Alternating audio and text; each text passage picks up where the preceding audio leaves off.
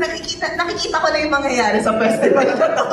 Okay, to introduce our main features for this festival, ang trivia natin for VLF 21, we have 8 virgin playwrights, palakpakan naman po natin sila, and 6 virgin directors.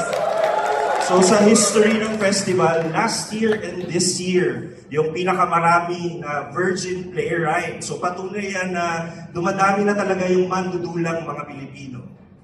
And to introduce our main feature for set plays, set A and B, set A, Tengang Kawali. We have Password 123, Pilipinas 321, ni Anthony Kim Vergara, na idedirethe ni Norbs Portales. Yes. Kasama sa set 8 ng Kawali, ang Human Rights Story of the Year ni Elijah Feliz Rosales. Sa direksyon nito ni Lencito Gomez. At narito rin ang Patayin ng Mga Surot ni Floyd Scott Ocampo, na idedirect ni Lordy Nuevo Tadiwan. Supporter, yes.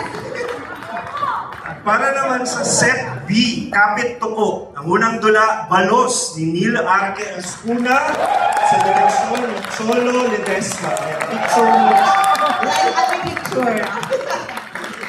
Narito rin po ang harap na isinulat ni Ala Guzman at idinirehe ni Mark Daniel Dalaca.